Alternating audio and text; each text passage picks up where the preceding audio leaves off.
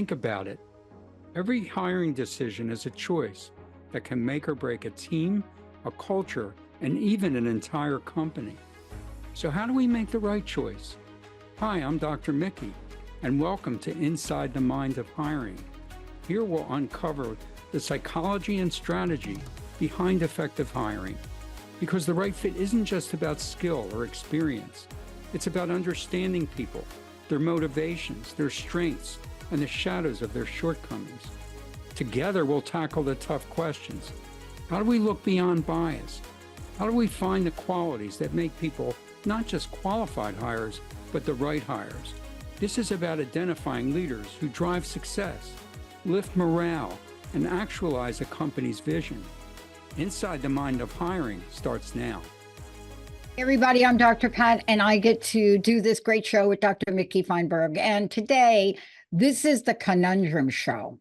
This is the one where if you've ever been on the hiring, so have any of you been out there and your boss has said to you, well, you need to go. I think you should be on the hiring team. And you just looked and said, what?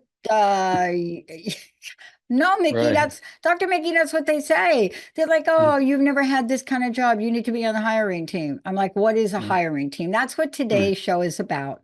Ensuring the right fit selections, the power of hiring teams. Now, we're going to walk you through what are we talking about. Just so you know, a hiring team doesn't have to be 100 people. 2 people can be a hiring team, but then you've got Dr. Mickey. Yeah. So today we're going to recap what we did last time, and we're going to talk about what is the anatomy of a successful hiring team. Dr. Mickey, right? Right. Okay. So yeah, that's what we're going to focus on today. We talked about the vetting, the basic vetting elements last time with single person or small group, multiple interviews of a candidate. We were sort of talking about senior candidates that would be interviewed by senior executives. And we also talked about adding the psychological assessment element to the vetting or valuation process as well, which includes an interview. And we talked about 4 standard assessment instruments that are taken online. And then, the psychologist burns his brain cells and puts out maybe a 4-page report and sends it to the client. And what I hope is, because I offer this all the time, that the report isn't buried, or maybe somebody makes a decision on the report, or it's ignored. I'd like to see some participation based on the report and the client's experiences, the hiring team experiences, so we can put our heads together and talk about a candidate's strengths and concerns and the issues related to the job and the environment, and make the best possible decision, which is a successful hiring decision or not to hire. Look, I was talking to somebody the other day and they're like, well, give me a real life example of hiring teams. And I'm like, oh my gosh, there's not enough. I said, okay, I'm going to give you a perfect example. I said, look, you are glued to the television for the NFL draft. Now, here's what I want to say. I listen to you every year agonize over I can't use the language on the show, people in the organization, better known as a team, a hiring team, that makes these decisions. Yeah. And so every day in our lives, we are putting teams together to make decisions. Today, this is about hiring. And if you don't want to get fired before you are hired, this is the show you want to listen to. Right. Well, successful hiring teams, Dr. Pat, they usually have a facilitator. Facilitator could be myself as the business psychologist who's involved in the assessment, or the lead hiring manager could be a facilitator as well, or both of us could sort of play a role in that. But what we're looking for is a wide open arena. My goodness, you're talking about the NFL draft. They better be all participating in that in a meaningful way, because bad draft selections can be pretty costly to a team, and great Uh, selections can be great. yeah, we're not going to talk about the Denver Broncos. Uh-oh, Mm. Jessica, you heard that. Right. But even when you look at that, there are some things that happen, but we never really understand if that team is a highly effective team. There's a movie with Tom Cruise. It's called Yeah, Oblivion, and I love this movie. It really didn't make great popularity, but they're always asked Tom and his partner, "Are you an effective team?" And if you right, watch the movie, it is a perfect example of how you are an effective team and then you're not. right. Let's talk about this from where you sit. You have done so many of these, Dr. Mickey. I would, yes, I have. Let's tell some stories here because I think if we give an example, people will get it. Yeah, What are well, some of the successful teams you've worked with? right, right. I'm going to get to that, but I'm looking for a wide open discussion, equitable participation, and with the understanding that candidates impact hiring managers or hiring team members in different ways. So you gotta hear those perspectives. It's very important to hear those perspectives. And one successful, I have actually a couple of examples of successful team decisions and discussions, but was a CEO. I'm gonna mix the genders here because it's realistic. We have a guy as a CEO candidate for a private equity backed company, and the private equity principals, who are pretty sharp, typically pretty sharp folks, are involved in this discussion with me. And we both kind of see this candidate as qualified experientially, really driven, positive, upbeat, kind of like a real cheerleader. But we're all taken positively by that. And we like the candidate's leadership history. And it really, the guy really seems like he could motivate people and collaborate and create a really nice environment for a private equity's expected growth, which is significant profitable growth in 5 years, and then we sell it to the advantage of the private equity principals and the shareholders. So that's really, really important. In this case, there was some disagreement among team members in terms of the CEO candidate's ability to think and think in a visionary or strategic way. We all agreed that he could be a great operator, very inspirational, and really get things done tactically, operationally. But there was some concern about his strategic thinking and ability. And actually, I had a little concern about that. His intellect along these lines was low average for management, which is not great for a CEO. His practical intellect was through the roof, really strong.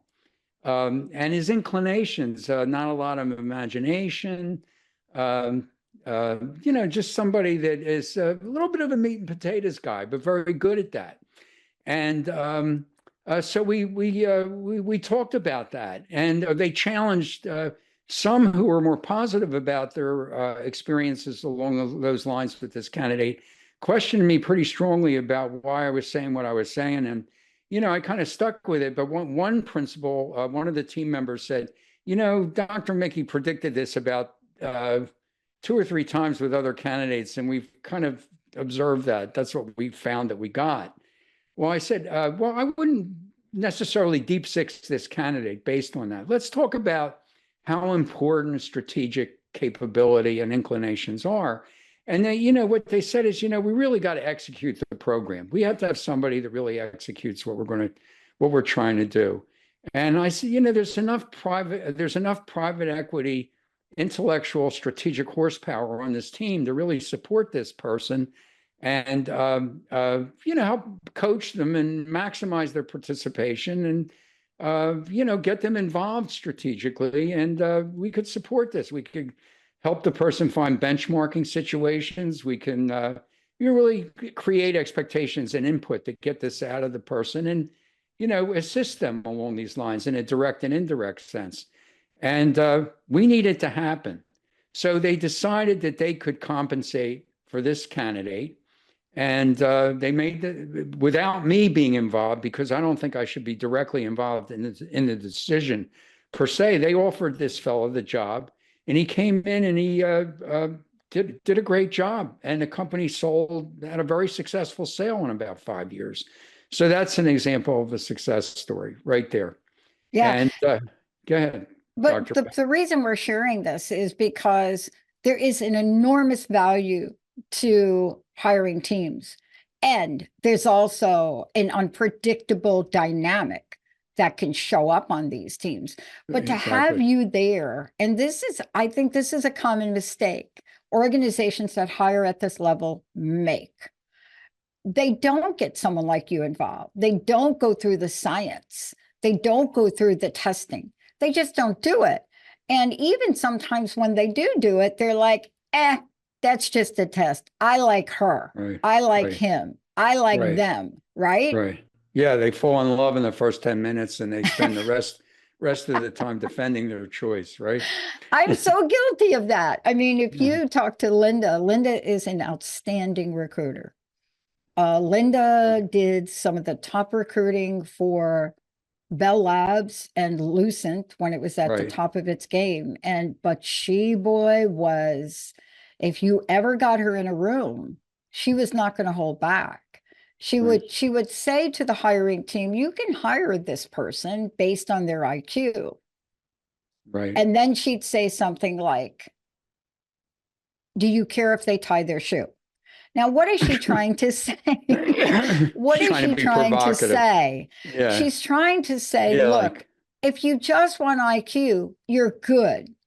But if you want this person to file for patents, if you want this person to be super organized, and by the way, here's one thing, Dr. Mickey, I would want you to address. Does this person have to work well with other people? Oh, really? Well, you know what I'm talking about. But these are what you get paid the big bucks for.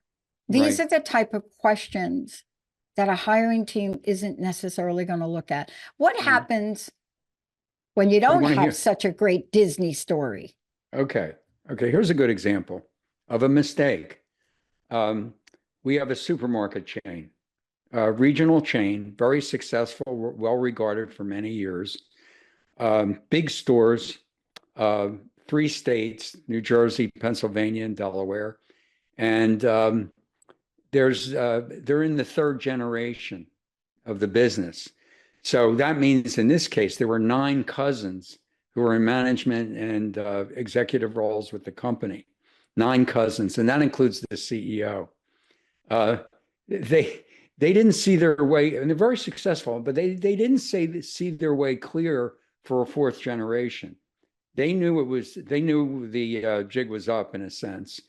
And what they wanted, the CEO basically spearheaded this. He decided that he wanted to get the family members more into ownership and board level and community-based roles and not in management and leadership roles, and bring seasoned professional leaders into the organization and accelerate its growth for the next 3 years, and then have a unbelievable sale. That was his vision. And I helped him with the transition of the family members. Some were still a little bit kicking and screaming when we were going over this VP merchandising candidate. And they never had a VP merchandising candidate. All the separate department leaders, which were directors, and often the family members, reported to the CEO directly. So they decided to pull this merchandising, the departmental, when I talk about departments, I'm talking about grocery, meat, fish, and chicken, and non-foods, all those departments together, and somebody to provide really great leadership for that. So that was one of the key hires that they were looking for. And the hiring team was actually the family shareholders, the 9 cousins, which also included the CEO. And this candidate was very well regarded. strong but positive personality in many regards. That's at least how I experienced him. I'm sorry, I think him. No, no, no, no. This was years ago. This was a she. This is a she. I'm sorry. And so she made a good impression virtually on everybody. And but there was the concern that some people raised about this candidate is she going to be a little bit too directive, a little bit too controlling, a little bit too dominant? And basically, I saw that in the data and talked about that. But I was leaning more towards benevolence because there was a lot of charm in her, which to me kind of translated towards empathy, had some semblance of how other people were dealing with her and could read people pretty well. I thought, but I was concerned about that factor as well. And we had to flesh that out. And what um, uh, we basically, what they decided was these departments need direction. We have to grow this thing in 3 years, and these departments need direction. So we don't mind somebody that's directive as long as they're reasonably, magnanimous about it. And so we basically, there was somewhat of a consensus in the room, except for the person who was the produce director and one of the cousins. Yeah. And he basically said this lady is arrogant. She's not empathetic. I have a real problem with her. I didn't really have a good experience with her. And interestingly enough, this team member was a little bit, what's the word I'm trying to look? He's a little bit irreverent in his style. And I always thought he was great, but definitely irreverent in his style. And I think he probably presented that to her, and she had a negative reaction to it. And it really showed up for him, and he reported it to the group and wanted the group to really understand it. So we worked through it, but he was actually saw himself as a candidate for that position. Exactly. The merchandising position. So the cousins kind of saw him as a little bit biased. And frankly, I saw him as a little bit biased myself. And in that regard. And, and they said, the department really needs direction. So they ended up overruling him. They overruled him. And, I could see the concern, but the candidate was hired and she came in and failed in 6 months. Well, you're going to fail. You're going to fail. So let's talk about that failure, though. Did the candidate fail? Was it, okay, y'all can email me later, but I do have something really positive to say about Carly Fiorina. Was it a Carly Fiorina fail? And what do I mean by that is, and I know right out of the gate, Dr. Mickey, when you have a team that is divided and your person does not get picked. Right.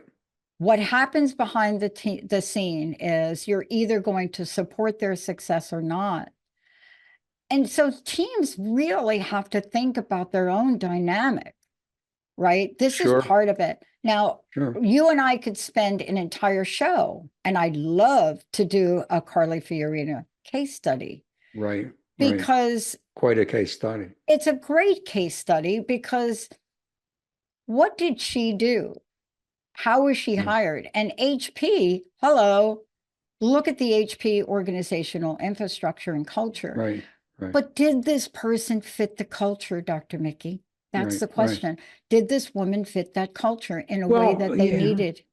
Right. And but supermarket organizations, and by the way, I lied, I apologize. I remember this like it was yesterday. It was really a guy. But I wanted to mix the genders. But supermarkets tend to be, and it's a family enterprise, they tend to be a little bit top down. Yes. And so, I had a little more room for that style in this culture, but but he turned out to be a pretty negative player and turned off a lot of people. Yeah. And what I learned from this is listen to the minority, listen to that outlier, because he had a tendency to bring out the worst in people. And if they, but they didn't have to do that. I'm sorry, he didn't have to do that. Yeah. He didn't have to, he ended up fighting with this guy a little bit. And, he brought out the worst in him. And he wanted the group to know about it. It wasn't blatant, but it was enough for him to recognize it. And you got to go sometimes with that one voice that's different from everybody else and distinctly different. And sometimes you just have to go with that voice. You can I believe that there's candidates out there that would qualify for this job that would have more of a unanimous reaction. And I think that's probably what they should have gone for in hindsight. They corrected their mistake in 6 months and brought in somebody, and it turned out to be a hugely successful sale in 3 years. It's just a great story of a family business that was so successful. But they could have saved some time and made some headway. And aggravation. I mean, you and I talked about this in an earlier show, what the cost is of making very poor hiring decisions. And it's not just hard on the company. I want to really give a shout out for the person. I follow the case study of Carly Fiorina really quite closely. And because I was asked to include her in my research in a case study. Right. And so I followed her. And when I saw the press, my data was very different about her. And I often wonder, and you and I should really look at some of these hires. Right now, I'm looking at some of the entertainment hires, because what do you want in your company? Linda, myself, and Jessica, since we started doing this show with you, we're really looking at how we hire, how the three of us hire. And one of the things we're really asking ourselves, are we willing to continue to hire without having a unanimous decision? Right. Now, that is not easy, Dr. Mickey. It's not. But we have to do that here. Yeah, I really believe that, especially if one outlier is strong in their feelings about something. You got to recognize that. If they're kind of, they can be moved one way or the other, it's different. But if they're really strong and polarized in their feelings, you really have to acknowledge that. And something else that you said, you have to know what you're really looking for. In that private equity example, they had to really think, because everybody loves strategy. It's like the sexiest thing in the world. It really is. And if the person can't think or is not inclined to think strategically, all of a sudden they're a loser, but it's not the case. When they really talked about what they were looking for and how they could support this individual, it turned out to be a great situation for them. Yeah, I love this conversation. I can't wait until we do the next show, because I really want to break this down. One of my greatest disappointments in my corporate job was, and my greatest gifts and talents, what the universe gave me, was I was ready to become a director. I had done everything they've said. I went back to school. I got my degree. It took me like a long time, but I did go get it. And I was now ready. And they looked at me and they said, but you've never had a line job. And I said, but I'm applying to be the executive assistant for the president. What do you want me to do? Do you want me to run the cafeteria? How is the president? But what they were doing is, it was a stalling tactic. So I got a job in graphics and I became one of the top managers in graphics. But I'll tell you this, and we'll talk about this in another show. Had I not gotten that job, I wouldn't have the skill I have today in managing my team. I don't think my team, because I don't talk about myself, I don't think my producers understands the depth and the breadth of graphic knowledge I have, because I don't talk about that job. Right. But we turned a failing graphics company, a minus $3 to $4 million inner service. We automated it and turned it around. Wow. But I wouldn't have done it, and I wouldn't have had the mentorship of Mary Louise Smith. And I would ask myself, I talked to Linda the other day, and I said, Linda, that hiring decision that they made to hire me for that job, do you think they just wanted me to fail? And Linda says, oh, there's no question about it. Right. And then she looked at me and she said, yeah, but they didn't know The team didn't know you were going to show up at 3 a.m. at the strip joint where your graphic designers were drinking at the strip club Right. down the road. Right. And she said, that's why you got hired. That's why Mary Louise took you. Right. Now, on our next show and this show, there's a message for hiring teams. You've got to call Dr. Mickey because the world is changing and you Oh, cannot yes. afford, but companies cannot afford to make a bad decision now. Yeah, I mean, time is of the essence. You don't want to waste time and a lot of money in making the wrong decision if you can avoid it at all. It really, I mean, it was expensive. That little mistake that lasted just 6 months for that VP merchandising was an expensive mistake, and also did a lot to flatten morale in that merchandising group. Yeah, Horrible.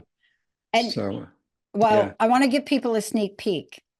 I'm going to be taking Dr. Mickey's assessments. We're going to be sharing that. We're going to be sharing that in one of the upcoming shows. Great. But I want you all to really listen to what Dr. Mickey's saying, because when you look on the surface and you look at the Lee Iacocca's and the other people and the Carly Fiorinos, when you look at that hiring decision, it was one of the best decisions HP could have made. Why? Merger with Compaq, every product on the product line increased profitability. In the history of HP, I don't believe they have ever had quite that success in such a short period of time. But what are we talking about? The firing of Carly Fiorino. But under her realm, right, merged with Compaq. Yes, she let go of 30,000 workers.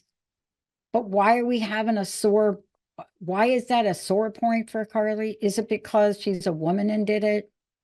Because that is happening everywhere. The bottom line is every product in HP lagged. When they fired her, every product in HP did not. Right. Carly, come work for us.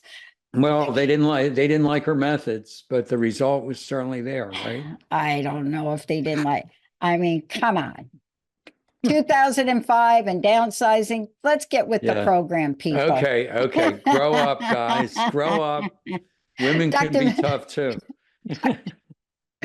Dr. Mickey, how do people find out more about Delta Consultants? Well, you can look up the website, which is deltaconsultants.com.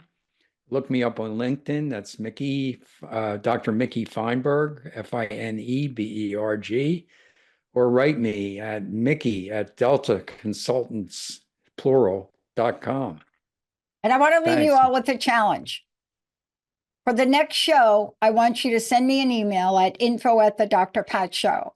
And I'd like you to tell me who is the worst, what you think was the worst executive firing that has ever happened in the past 30 years. Which executive got fired that you think, what were they thinking? Let us know who it is. Thank you so much, everybody. Great. Good idea. I want to know, who do you think? What was the biggest flub that you could possibly think about? And Dr. Mickey and I will bring our candidates to the table. We'll see you all next time. You have been listening to Inside the Mind of Hiring with me, Dr. Mickey Fineberg. Tune in the first and third Tuesday at 11 on Transformation Talk Radio to discover the psychology of making successful hiring decisions. In each episode, hiring managers and HR pros will learn how to leverage assessments and other key screening sources and avoid common pitfalls. Job seekers will gain insight into successfully presenting themselves. For more information on assessing people for mission-critical jobs and on career assessment and coaching, visit deltaconsultants.com and my LinkedIn profile. If you'd like to write me personally, it's Mickey, Mickey, @deltaconsultants.com.